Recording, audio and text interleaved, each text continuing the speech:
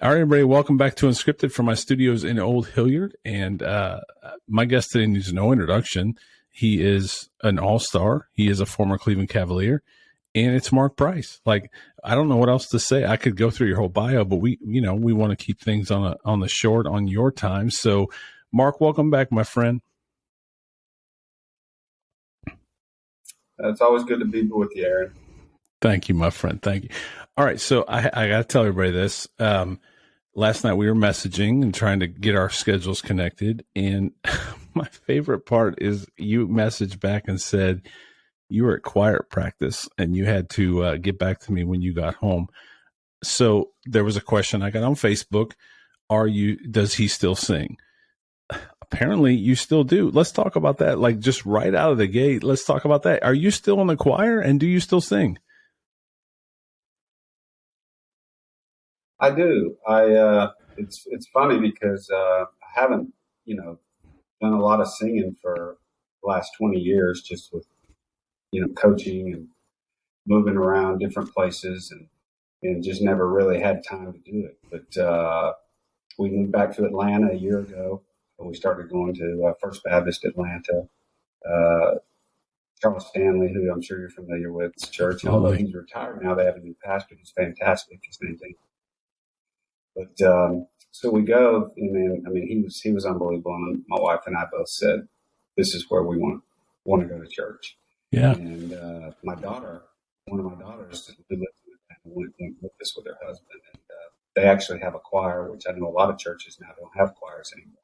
Right. But they were singing, and it was awesome. Dad, you need to sing in the choir, and I was like, "Yeah." And then I don't know, got convicted about it, and was like, "Well, I'm here. I've got some time now, so I'm going to join the choir." So I've been singing in the choir now for about 6 months. Been awesome. I love it. It's been fun getting back to sing again, and obviously getting to sing for the Lord, and that makes it even better. I'm going to guess you're a tenor, or are you a bass? I am. I'm probably a second tenor. There you go.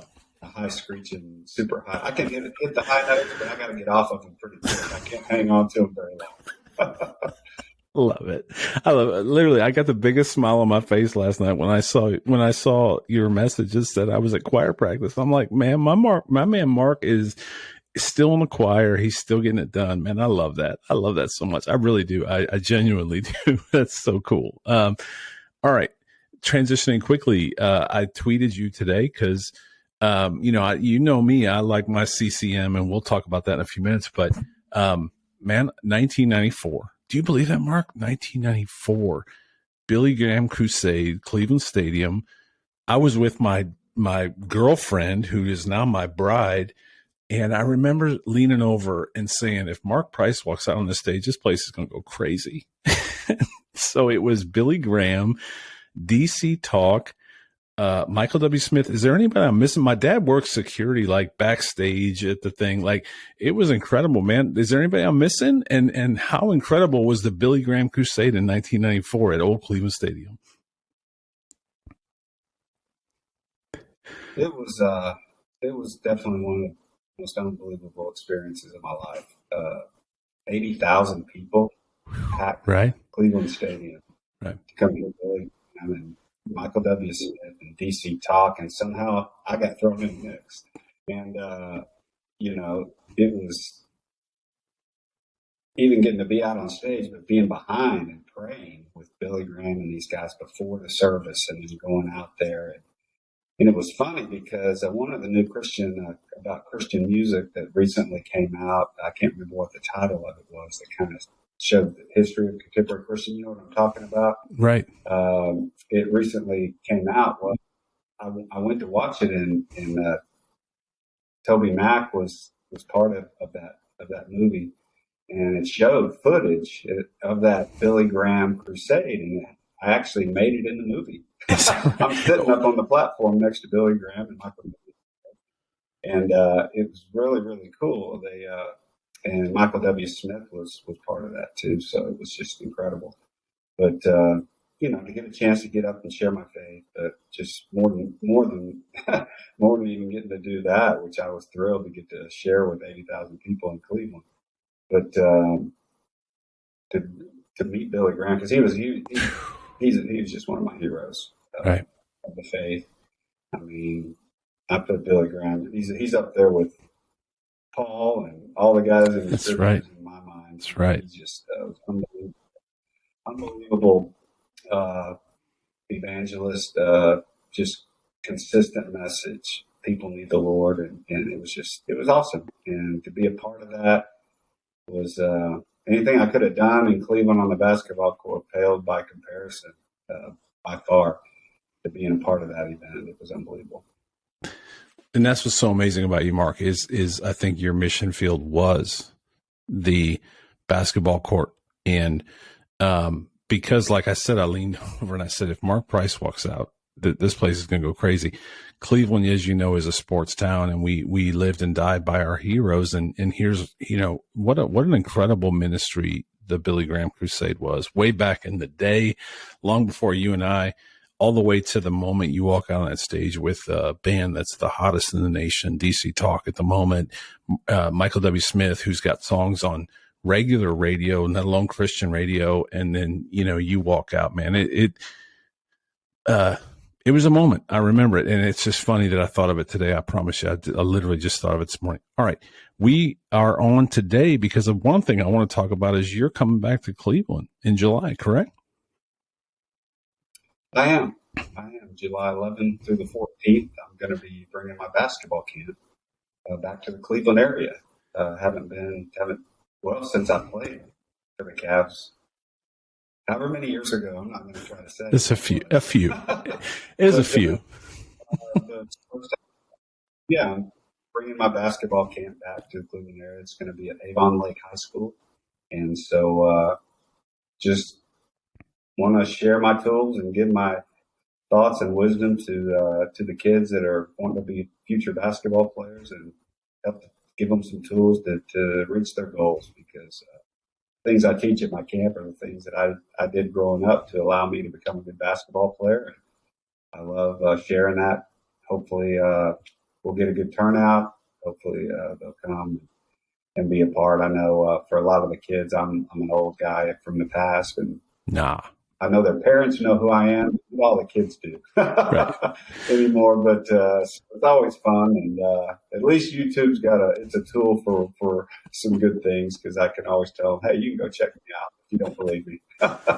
It's funny, Mark. I worked at in a previous life, I worked at a facility that was Bo Jackson's facility, and same thing.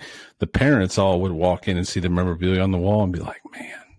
You could see him going back in time to when Bo was Bo. And then the kids were like, whatever, they just walked right in the facility. But at the end of the day, I can promise you in Cleveland, that's going to be a big deal. Cause at the end of the day, you know how to shoot the rock. So I have a feeling if I still lived in Cleveland, I had my feeling my son would be at your camp. So what's the age group for your camp? So everybody knows, and they can get signed up for that. What's the age group?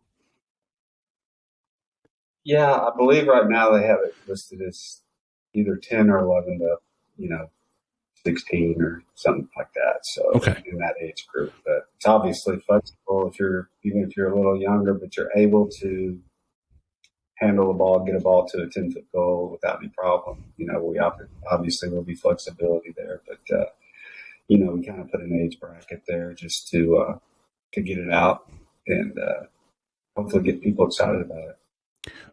It's multiple days, correct? It is. It's going to be 4-day camp. 4-day camp. Okay. The 11th through the 14th.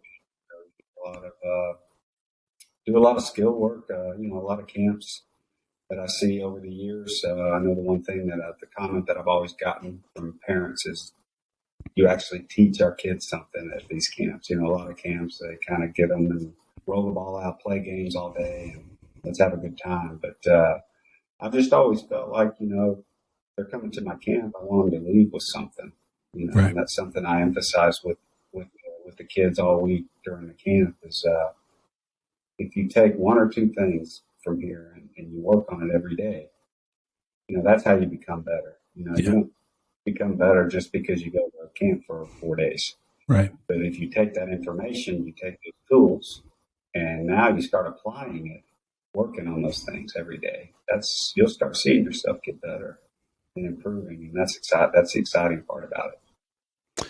Is there a category for 52-year-old former intramural champions?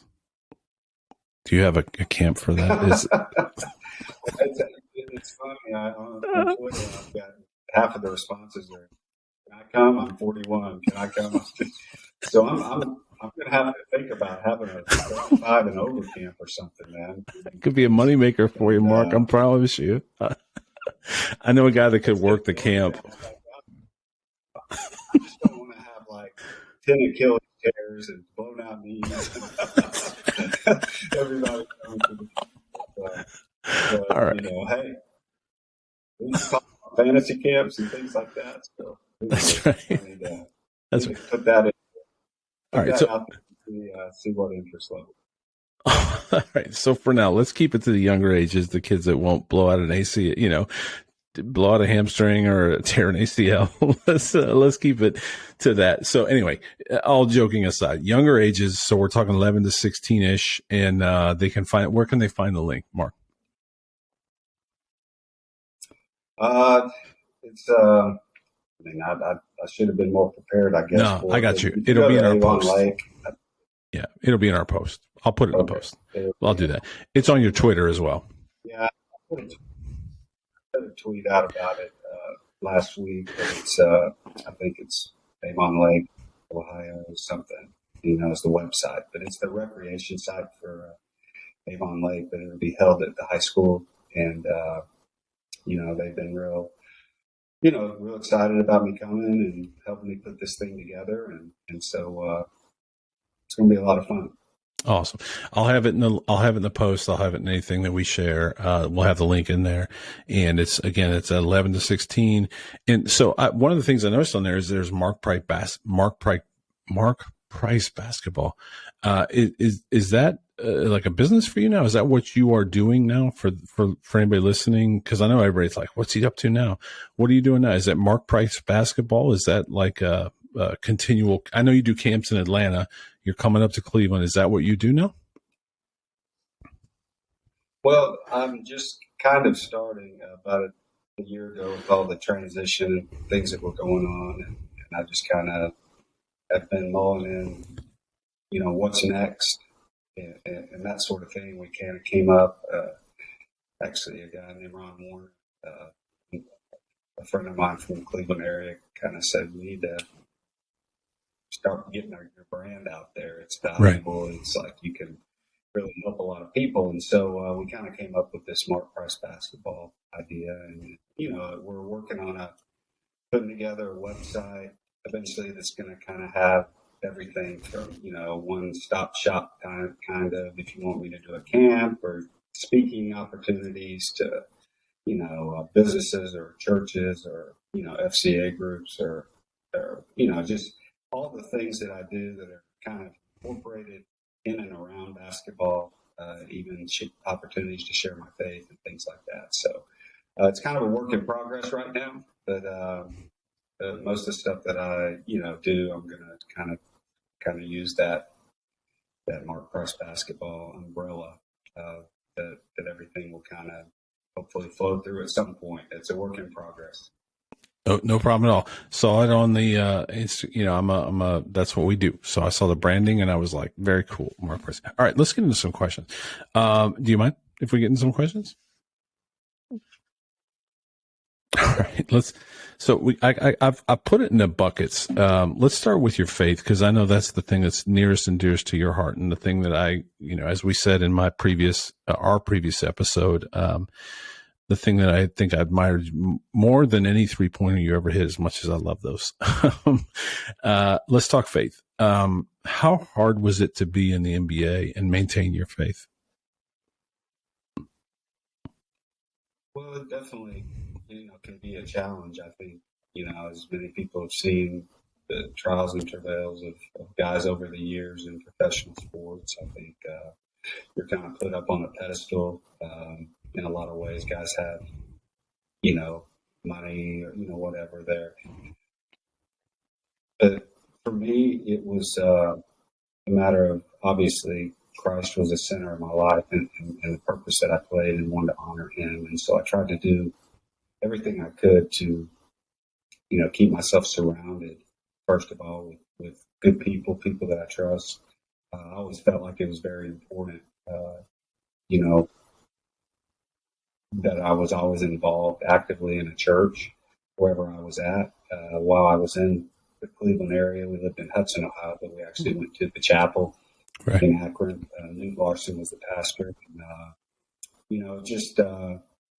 it was just so good, even though I wasn't, because of our travel or having to play on certain times, we weren't able to go all the time. We tried to be as consistent as we could. If I was home on a Sunday, we went to church. And I just feel like that's really, really important. I think when guys start getting off track, it's kind of when they quit doing the things that keep our hearts close to the Lord. And I'm a big believer in a local church and trying to be active in that. I also sang with a couple guys from the chapel, the music director there, and another guy. And that's the year I blew my knee out, my ACL. I had a year on my hands, and I was like, I'm going to do an album. You did. So, you did. We got together. We put an album together. We did it. It was a lot of fun, and actually sang it after a game. I think I might have been there, Mark. I think I might have been there. I'll never forget. I think it was Bill Fitch who was coaching the New Jersey Nets at the time, and we played them, and we were beating them or something, and I got fouled one time, and I remember him saying to the ref, "Well, he must have given you tickets to his concert after the game if you're going to make that call." Love it. I love it. It was fun. A little scary, honestly. I mean, I was used to playing in front of 20,000 people on the court. I didn't even think about it. But all of a sudden, half the, 10,000 people stay and they want to hear a concert, and I'm singing, and it was kind of cool, but it was a little different, nerve-wracking at the time, but so much fun. But I think just being purposeful. We had a chapel program for our team before the games with Athletes in Action, a guy named Tom Petersburg, who did a great job. And so, that was just another influence that was around me. And I just tried to, do all I could to surround myself and, stay in the Word, do those things that keep you on track. Yeah. I swear, Mark, I don't remember perfectly, but I swear I was at that night when you sang after. I'm pretty sure I brought my future brother-in-law with me because he was like my bestie. He was like 8. I feel like we were there. I really do. Like, I feel like we came to that because you were singing, and it was, again, he was in like 8th grade, 7th grade at the time. And I was dating his sister, and I remember bringing him because, again, it was just, he was a huge fan of yours, just like I was. And so, I feel like I was there. Anyway, that just took me way back. But so were there teammates that you leaned on? Like, did you guys have, you mentioned a chapel. Were there teammates, or were there other guys in the NBA that you, I don't want to say looked up to, but partnered with? I know there's guys that circle at the, half court and pray nowadays. And I'm not minimizing that. That's awesome. Were there guys that you connected with in the NBA? We didn't have text back then. We just, I don't even know if we had pagers at that point, Mark, but were there guys that you connected with? Yeah, it wasn't, you kind of knew which guys around the league were strong believers. And typically not every team, but most teams had a chapel program, and it was open to both teams. And so you would see guys, in chapel before the games, guys from the other teams, and so you'd be aware of other believers and things like that. But on our team, guys like Brad Doherty, Craig Ulo, they were probably the guys that were more consistent coming to the chapel stuff for us. And we had different guys throughout the years that would come and go. But it was such a great ministry, to offer the players an opportunity to come do that before games. I was always appreciative of the Cavs organization for allowing us to.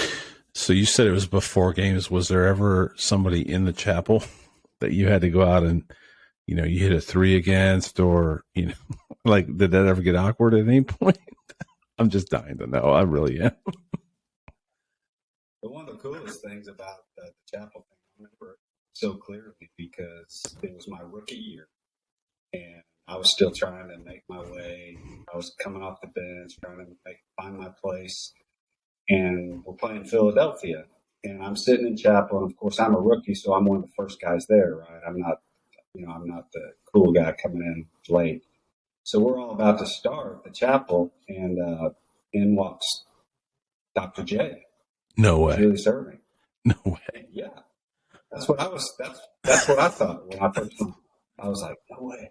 But he kind of walked by, and as he just casually walked by me, he said, "Hey, Mark, how you doing?" And my mouth was probably hit the floor because like mine is right now, right? All time, a guy that I obviously admired, and he knew who I was. Yeah. And I just thought, man, it was really cool. And then after the game, on the way home, I was just like, and I share this a lot when I share my faith and my testimony. It's like, that's like, as cool as that was, like, one day we're going to get to go before Jesus, and right. God, when we go to heaven, and they're going to say, "Hey, Mark, how you doing?" Man. I mean, how awesome is that? So, right. I always like that story because it's such a, just a cool thing. Here I was, just a nobody rookie, and here's Dr. J. Everybody knew Dr. J. And right. He knew who I was. And so right. I thought, man, that's pretty cool. Man, what an incredible tie-in, because you're right. He does know our name, and I know everybody's going through their struggles. I mean, the last couple of years has been tough for a lot of people, right? From a lot of different perspectives, but man, he knows our name, and everybody's like, to this day. I mean, he's the OG, as the kids say, like Dr. J. Everybody knows who Dr. J is. He's still in commercials. He's still, man, that's nothing compared to eternity. And the fact that Jesus knows our name, what a great tie-in and analogy. That's amazing. I was in Kmart Southgate Park when the day that Dr. J retired. His last game, I was watching the TVs on the channel back when they were like big old TVs. I don't know, remember that. Anyway, moving on. So let's move to Christian music, because you and I, we've exchanged some tweets about CCM, right? So back when we already talked about DC Talk, Mark, Michael W. Smith. I know we've exchanged about for him. I don't want to take it away. Who were your CCM, your Christian music bands that influenced you back in the 80s and I guess early 90s? I became a believer at the age of 17 when I was in high school. So we're talking, probably late 70s, early 80s was just kind of when contemporary Christian music was coming on the scene. Yeah. And I remember going to a youth group in high school, and the youth director was really kind of wanting to give the kids a music option other than, the worldly options that are out there. And he started kind of pumping us with some up and coming Christian stuff. And I remember the very first, what you would call contemporary Christian group was the Sweet Comfort Band. That's right. And Brian Duncan, he's one so of the good voices. That's right. And what's been funny is I connected with him on Twitter because, I was like, I saw something and I kind of reached out to him because he was one of my favorite, and then found out I was his favorite basketball player. So that's awesome. But it's really cool. But so Sweet Comfort Band kind of got it started, and then of course, Russ Taff came on with the Imperials, right? And I was an Imperials junkie. Mm-hmm. I mean, they're one of the all-time. I mean, just so many great songs, and Russ Taff was the man, no doubt. Right. And then he pushed it. It was like, and then I got into Petra. Petra. So Petra good. was, So good. Petra was, my Christian rock. That's right. That's right. Because the bass guitarist at the time for Petra was from Enid, Oklahoma. There you go. Yeah. So they actually came and did a live concert in Enid, and my parents, they were against the Christian rock stuff. Right. At the time, and didn't. So I remember kind of sneaking out of the house. I sent them to go to a Christian concert, right? I disobeyed my parents to go to a Christian, and one of those kind of deals. So good. It was just the most amazing. They were in fatigues, and they were just going at it. Never Say Die album. Praise so you, good. the Lord. Yeah. This is the greatest thing I've ever heard. So I was a Christian music junkie all through the years, and I like all genres, but I grew up singing gospel music, Southern gospel music with my family. So I love gospel music as well, quartet music, all that kind of stuff, and then the contemporary stuff, and all that. But For Him was a group I loved. So good, yeah. My first cousin that is in Point of Grace. What? Okay, right. Denise Jones is my dad's sister's daughter, and so I actually helped them get their start. They were 4 girls singing from college at the time, just starting. They weren't even called Point of Grace there, and a guy ran a Christian music festival that I knew in the Cleveland area every summer, and I talked him into letting them come sing, and then they kind of go on to be, I don't know how many number 1 hits they had, but they were awesome. But, so wait, we're breaking news here. Wait, Mark Price started, well, at least got Point of Grace their start. Is that is that right? That's amazing. And so it was, so I just love Christian music, and those are all the groups, of course, now Mercy Me, Bart Miller, and we connected on Twitter as well. Yeah. So I get to kind of fanboy, my favorite singer now, and find out that they're basketball fans. So that's right. All right. So, and I do want to ask you a question regarding Christian music in a second, but we got because you brought him up. So Bart Millard, and so I think you and I have exchanged some messages, but Gary Miracle, who most people that listen to this podcast know, Gary Miracle is a good friend of mine. He's in the Say I Won't video. He's a good friend of the bands. They've known each other forever. So anyway, right after our interview, I think it was like a week later, he posted a picture backstage with Mercy Me, and Gary was in town. We were doing this big old event for Gary, and we were backstage with Mercy Me. And so I had the chance, and I said, Bart, what's the deal with Mark Price? Like, how do y'all know each other? Like, who contacted who? And Bart let me know that he was still a little bitter that the Cavs drafted, or I'm sorry, the Mavs drafted you and then traded you because he's a huge Mavs fan. So Bart's still a little upset, and it's been many years, and I don't remember who he said who contacted you, because honestly, Mark, I was fanboying too. I'm standing there like, man, I'm talking to Bart right now, and this is amazing. This is the most amazing thing ever. But the only thing I remember walking away was like, wow, he's still bitter that the Mavs drafted you and traded you. He told me that story as well. But it was funny because you never know when on Twitter got a follow from Bart Millard, Right. You don't even know if it's really him.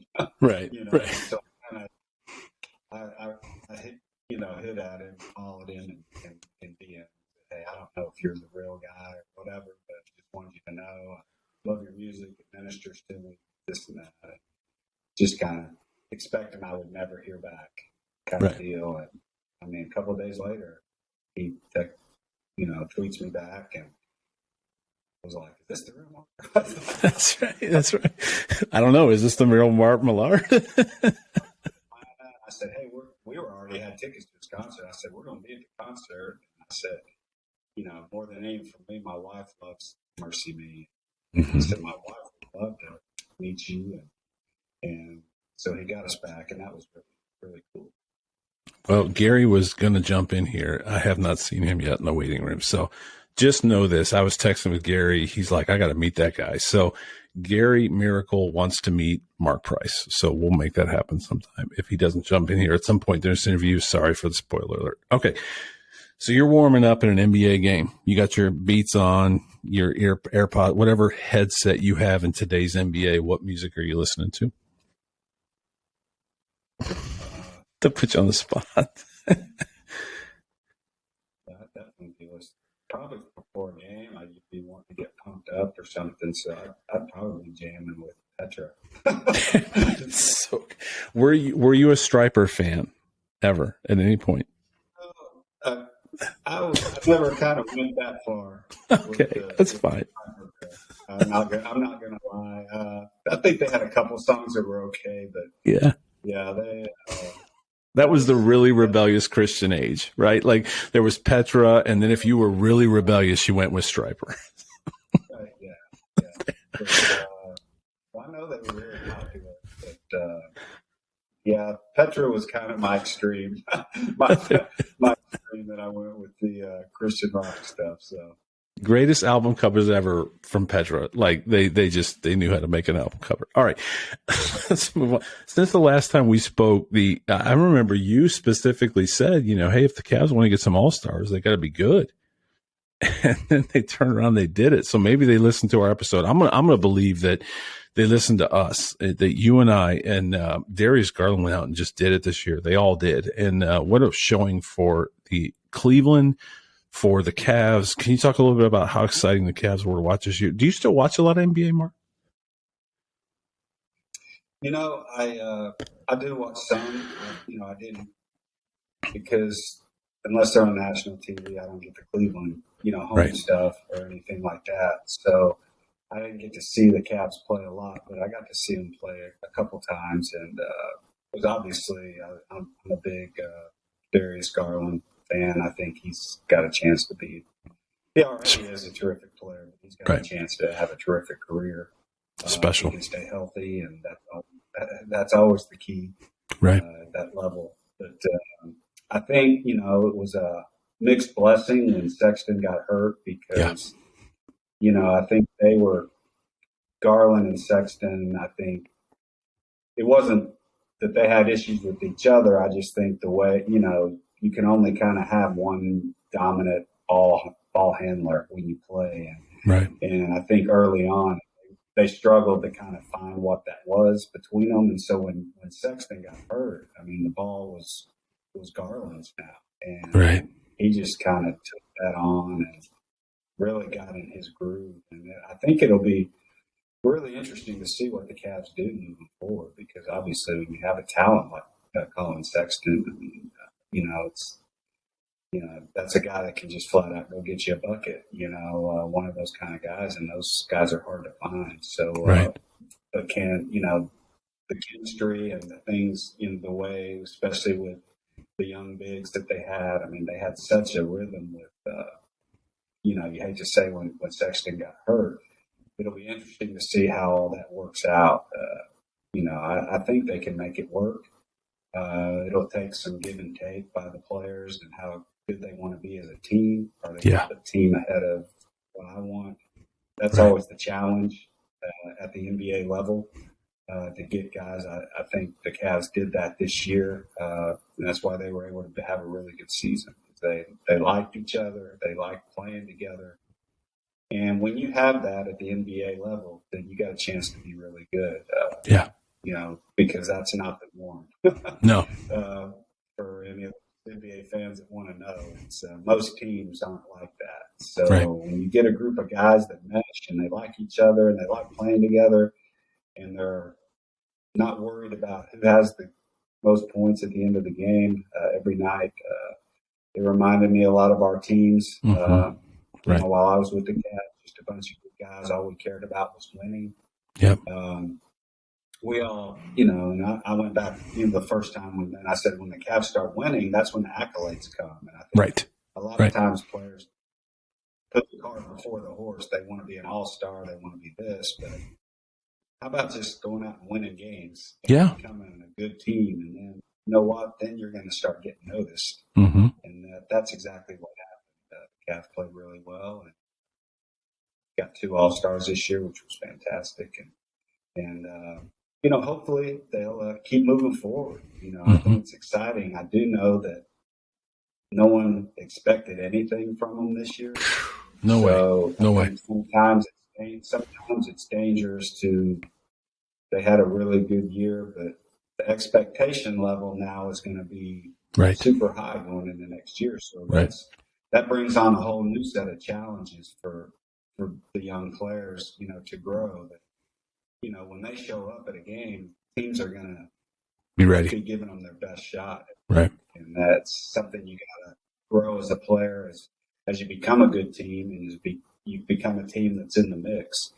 Now teams look at you differently, and so they get up for you when you come into play, and you got to be able to meet that challenge every night. So it'll be interesting to watch them as they move forward.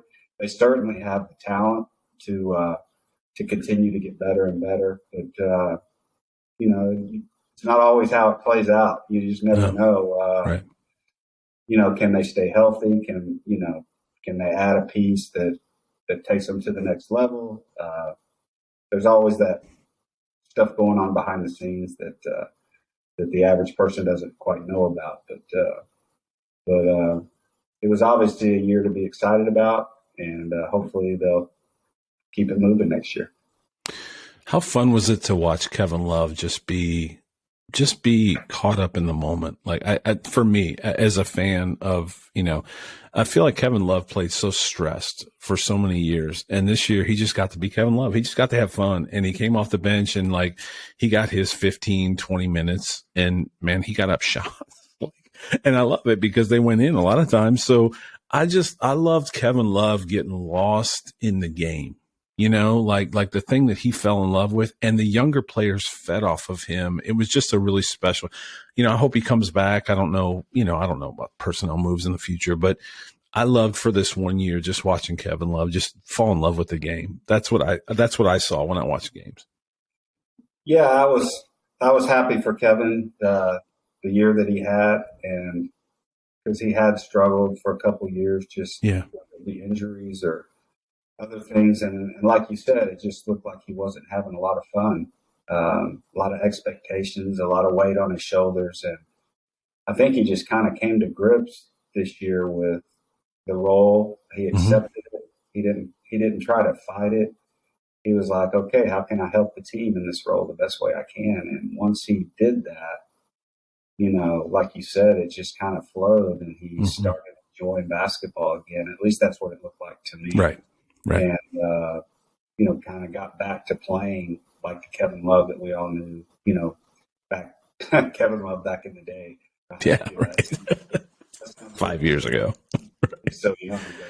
But you know what I mean. And, yeah, absolutely. So it was fun. It was fun, yeah, that he bought into that and he fed into, you know, how good the young players were, and he helped bring those guys along, and he supported the, you know, playing with the big lineup and, you know, whatever the Cavs decided to do. And so, you know, I thought his leadership was by far the best since he's been in Cleveland, and I was glad he had a good year.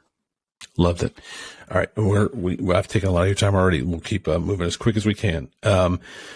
You were up in Cleveland for the All-Star. You got a shirt?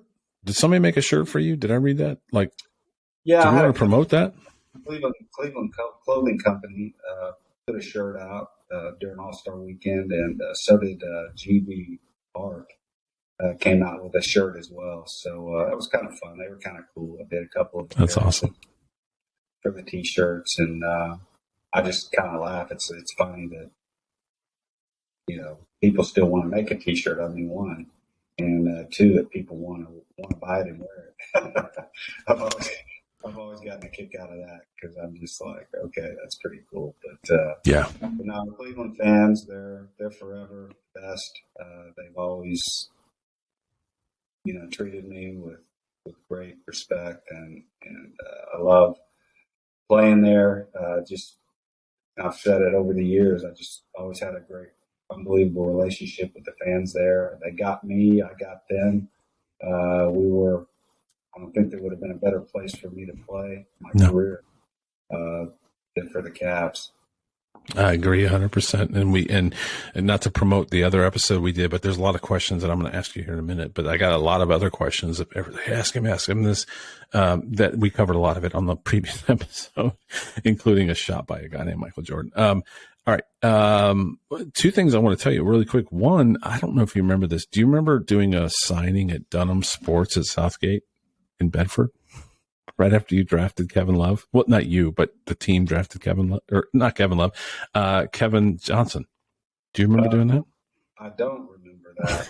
All right. Well, this kid walks in and he's got a poster and he hands it to you and he said, "Hey, if Kevin Love or Kevin Johnson doesn't work out, I'll back you up." And you just kind of looked at him like, "Are you serious?" And that kid was me. So I think I still have the poster somewhere, but anyway, so you guys draft Kevin Johnson. That's a question I want to get to in a minute, but, yeah. So, the time in Cleveland was, you're 100% right. You were the perfect player at the perfect time in the perfect city. Like, it's not often you see a player in a city just mesh, and, you had John Bagley in front of you. You worked your way through that. Like, I think you were just all of us, Mark, and I've told you that before. So, okay. We're going to go through some rapid fire stuff. We'll go as fast as we can. You might have longer answers. That's fine. They don't have to be one word answers. Okay. Favorite and least favorite arena you played in? I would probably have to say the old Boston Garden. Least or favorite? Favorite. Favorite. Okay. Favorite. Yeah, it was just so much history. It was just such a cool vibe in there. It was just like the ghost of whatever, That's right. Go in there and there's just those banners everywhere. It was just, there were spots on the floor that the ball didn't bounce. I was going to say, were there dead spots on the floor? That's right. Learn where those were, and just, I don't know. It was just, it lived up to the hype. Let's just put it that way. Some arenas didn't live up to the hype, but it did live up to the hype. I think my least favorite place to play was, man, I kind of like playing everywhere, honestly. And I'm trying to think of a place that I just didn't like to play. But, let me ask this, Mark, because it came up. Teams. So you were a shooter. It came up at the NCAA Final Four, not a plug for the Tar Heels who were in the championship game, but it came up, they played in New Orleans in that massive arena. As a shooter, that was a big deal. Like, a lot of people talked about the fact that the backdrop, right? So was there an arena that you guys played in that had, and did it matter? Like, not to go to Hoosiers, but the basket's still 15 foot, all that, or, whatever, 10 foot, whatever. Like, did that matter to you as a shooter? The size of the arena, the backdrop, all that kind of stuff, or did you just shoot? Yeah, I think because I remember I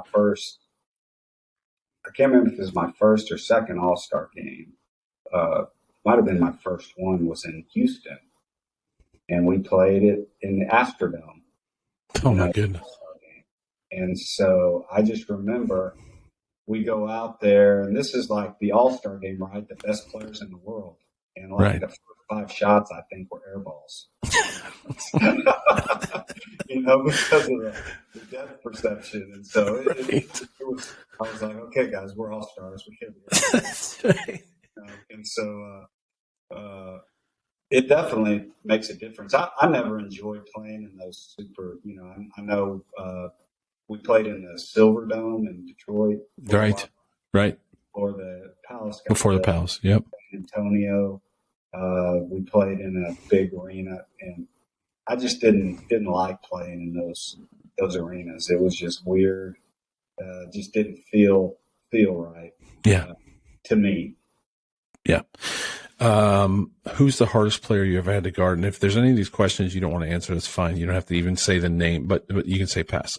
So hardest player you ever had to guard? Man, there was a lot of, when I came in the league, the point guard position wasn't a scoring position. No. As a matter of fact, I think my second year as a starter, I think I averaged something like 16 points a game or something like that. And I was like the third highest scoring point guard in the league behind Magic and Isaiah. Yep. It just wasn't, more the Just bigs. NBA position was kind of more of a Mo Cheeks type deal. Run the team, don't Right. turn it over if you're open, make a shot. Well, that was one of the reasons people were hesitant, I think, on me coming into the league, because I was perceived as a shooting guard in a point guard body. Right. And although they didn't understand that, a lot of teams didn't understand, I had the point guard skills, but I had to score for us in college for us to win. And so, I think a lot of teams didn't know what to do with that. And that's why I was so great when I ended up with the Cavs, because Lenny Wilkins was a Hall of Fame point guard. Right. Yep. And I think Lenny saw, matter of fact, I think I heard him say it one time, people asked about that. And he said a lot of people saw that as a problem. He saw it as an advantage, because he said, I can't teach somebody how to shoot like Mark, but I can teach him the other stuff. Yeah. And so, he saw that it's an advantage, because now guys have to guard him. Yep. It's going to space the floor open, because I could shoot the 3-pointer and stretch the floor. It opened up driving opportunities and opened up opportunities for me to, facilitate and drop it off to the bigs for dunks or whatever. So, I was fortunate to go play for a coach that used me and didn't try to change me. Right. Just tried to add to what I already had and grow me as a player. And so I always felt fortunate to play for Lenny. Because you just said it, and I saw a video today because I was doing a little bit of homework, and I sent you. So actually, that was the second question I didn't get to. There's a clip, an iconic clip. You hit a three during versus the Bulls, and I sent you this clip. I don't know if you saw it yet. You hit this three, and you're running on the court, and you pointed and you said something. Do you remember what you said? Because I don't know. I've always wondered, what did he say at that iconic moment when you looked at the crowd and you're like, I don't know. I'm not a good lip reader. I just know it was a huge moment. Who knows? Okay. We'll leave it at that. That's fine. I was probably saying something stupid like, this guy can't guard me or something like that. Who knows? It may have been true. I just always wondered, what did you say at that moment? Okay. And I'm sorry to run fast. So drafting Kevin Johnson, how did that trade? At first here they bring in this guy, because that was the bottom line. John Bagley, I think, had moved on. And if my history's correct, Bagley had moved on. You're the starting point guard. There really wasn't a backup. Darnell Valentine, I think, was in the mix at some point. But they bring in Kevin. They draft Kevin. And quickly, as you just said, like almost like today's Cavs with Garland and Colin Sexton, we're making some liberties now, but I'm taking some liberties now. But that's almost the situation that you would have had in Cleveland with you and Kevin Johnson. Kevin Johnson was a star and going to be a star. Clearly, he became a star. There was some logjam there. Then they made the trade. That trade, would you agree that trade worked out for both teams, which doesn't always often happen? Like somebody always comes out short. Was that a great trade for both teams? No doubt. It was Larry Nance was a perfect guy that we needed. Mike Sanders freed up Kevin to go and kind of play more of a wide open style of play out on the West Coast with Phoenix that really fit him and allowed him to, develop into a star. But yeah, that was this backstory to the Kevin Johnson pick was when that was announced, when they drafted him, we still had John Bagley. Okay.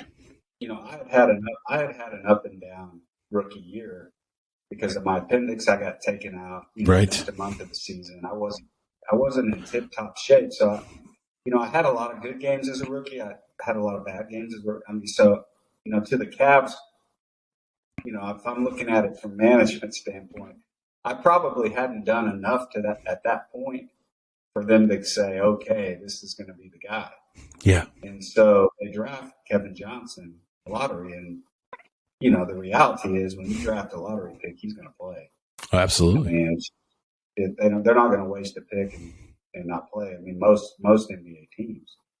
And I just never forget, we had an assistant coach named Dick Helm, who was a strong believer and I was close to. And I spoke at one of their camps after that, and I think he maybe saw that I might have been a little bit worried about my situation because they still had Bagley. I was the backup. They drafted Kevin Johnson. I mean, the NBA at that point in time just didn't keep 3 point guards small, on the roster. And so I'm not thinking this is looking real good for me at the time. Right. And I remember Dick Helm coming up to me that summer and he goes, I just want you to know I think this is going to be a great opportunity for you. And I mean, he didn't say more than that, and but it just clicked in my head. And he probably knew that Bagley was going to get traded when he said that. I didn't know that at the time. But I just worked and got myself in the best shape of my life, got my game back to where I wanted it to be. They trade John Bagley, and then Kevin Johnson misses the first 2 weeks of camp because he's negotiating his contract. Right. I forgot about that. So I got the whole team. And by the time Kevin showed up, he didn't have a shot. I mean, I was rolling. Yeah. And even the guys I'm close with still, they talk about, I mean, those battles every day against Kevin Johnson were legendary. I mean, we just went at it. I mean, he was a fantastic player. Amazing. I'm glad I got him early. Yeah. Right. I'm glad I got him early in his career. But he was a terrific player, but I was rolling and the team just gelled with me and to the Cavs' credit, like I said, I go back to, even with all that, the pressure for them to play a lottery pick ahead would have been easy to do. But to their credit and Lenny's credit especially, he told me that I earned that spot. And so they gave me the chance, probably waiting for me to flounder at some point, to hand it over to Kevin. But as Kevin said many times, he goes, if Mark would have just had one bad day, I'm not going to step in there. But I did everything I could to not have a bad day. And had a great second year. And they traded Kevin. We get Larry, and history's made. And that's kind of when we took off. Kevin took off in Phoenix. But it was a win-win for everybody. I think it goes back to our original conversation, and that's faith. I think that happens for all of it. I don't know. I think God's timing is perfect. And my mom used to say that all the time, like God's timing is perfect.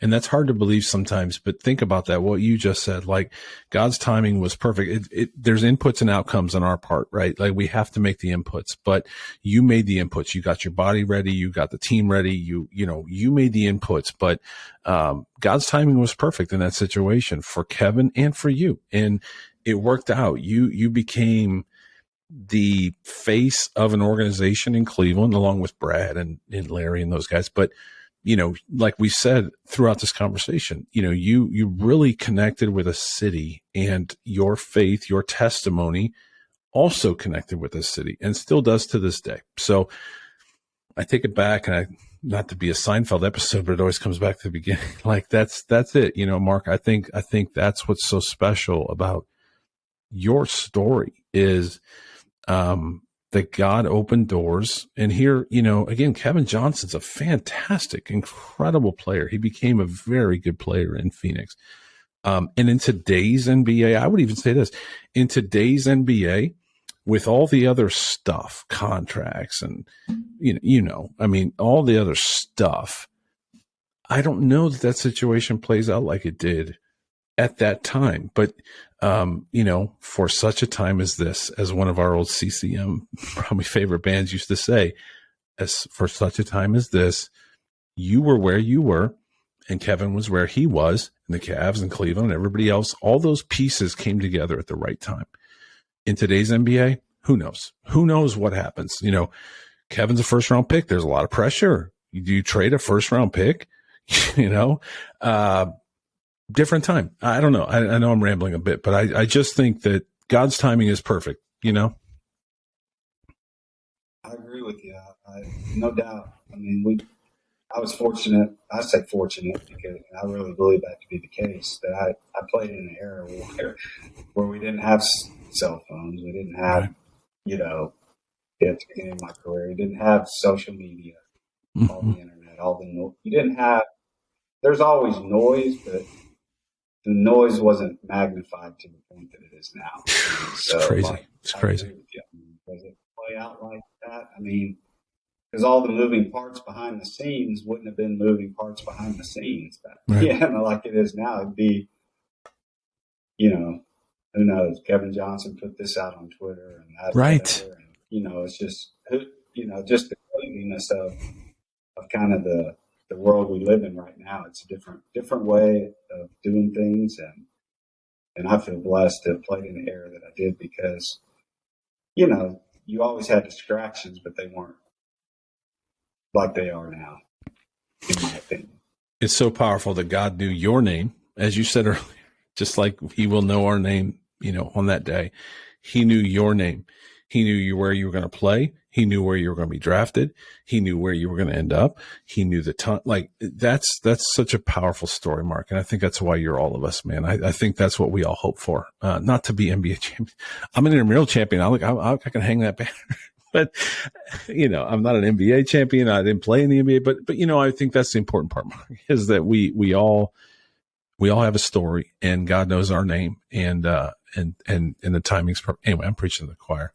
No pun intended. Choir. Did you like how that was a dad joke? Did you get that dad joke? All right. Rapid fire. I'm going to ask you 3 quick questions and then I promise we'll get off because you've given me way more than enough time. What's your favorite movie?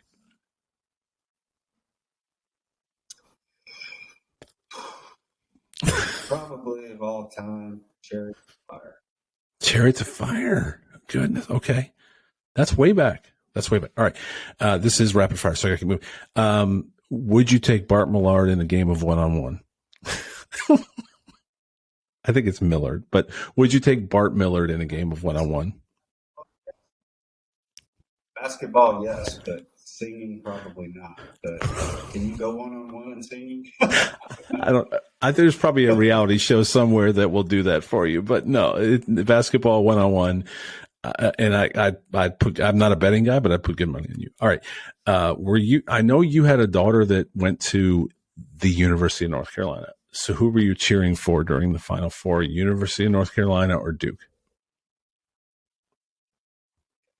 Well, because my daughter was at North Carolina, I had to pull for the Tar Heels. And Thank you. Obviously, she actually had a good relationship with Hubert Davis's wife while she was in college, and so we were pulling for Hubert and hoping they could pull it off. But it was always, and it was such the whole Duke Coach K thing going on, and Carolina beating them twice at the end of the year. That's just, for Carolina fans, I guess it doesn't get any better than that. Nope, it doesn't, Mark. It really doesn't, Mark. It doesn't. It doesn't. And so did you ever interact with Coach K at all? Have you ever met him? I did. One of the coolest things I ever, actually, when I was, my older son was looking at colleges, and he was, playing high school basketball, and we were kind of out doing college visits and things like that. Duke wasn't recruiting my son, but we were in that area, and I called, I think Wojciechowski was an assistant at that time, and I said, we're going to be passing through Durham. Would it be all right if I stopped and showed my son, the Duke, Cameron Indoor Stadium, the whole bit?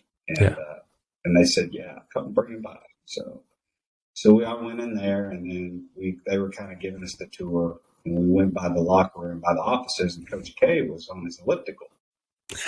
And he saw me, and he called me in. He called me in there, and was really gracious and talked, 10 minutes with my wife and my son, telling him how great I was at Tech, and he said, there's only about 4 or 5 guys that I've ever coached against that I would have wanted on my team.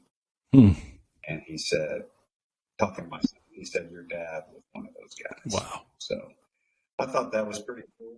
Mm-hmm. He may say that to everybody, but who knows? But I doubt it. I doubt it.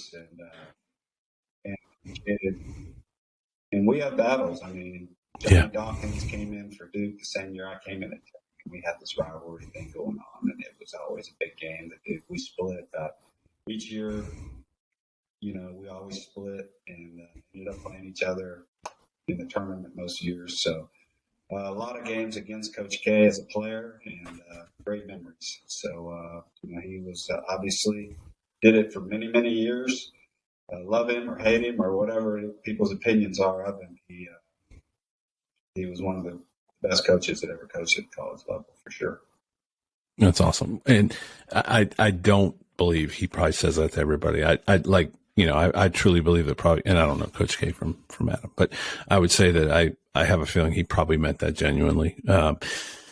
All right, man, I've taken a lot of your time. We may have to do this again, Mark, and I promise you I'm not going to keep bothering you because I've been bugging you now for a few months to come back on. So I'm just thankful, for our friendship and our CCM throwbacks and all those things and your time. I've said it before. I said it on our first episode. Thank you for everything that you did for Cleveland and for me personally, for your witness, for your testimony, for your life. Just thank you. And again, thank you for giving me an hour of your time, man. That goodness, that doesn't, I can't even put it in words. You're the best, and I appreciate you so much. Always fun, man, coming on the show there. All the best to you. We'll do it again sometime down the road. Let's do it. So real quick before we get off, July, is it 11th through the, right? Is it July 11th? 14th. 11th through the 14th, July Avon. I'm sorry. Avon Lake High School. Avon Lake High. All right. So July 11th through the 14th, Avon Lake High School, Mark Price basketball. I'll have the link in this post. Sign your kids up. It's 11 to 16-ish range for the camp. And one question that I saw on Twitter, somebody said, is Mark going to actually be there? Because there are people that put these camps on and don't show up. You're going to be there every day, right? Yeah. It's my camp and my name's on it. I'm there. Awesome. That's just the way I do things. So, awesome. All right. We will get all that out. Mark. Awesome. Well, Mark, thank you. Again, thank you. I'll say it a million times. Thank you. You're the best. I'm forever thankful for you. And, man, I might just pop up there for that 52 intramural championship bracket at the camp. Put up some bad jumpers. Get the ball rolling. Get the ball rolling in that 35 and over camp, man. First of all, I need to get a sports med group to sponsor it because, like you said, there's going to be a lot of torn ACLs and Achilles. So we'll get that going. We definitely need a doctor on call. That's good. All right, my friend. Thank you so much. Thanks for being my friend. Thanks for giving us your time. And man, I'll talk to you soon. All right, Aaron. Take care. Thanks, Mark.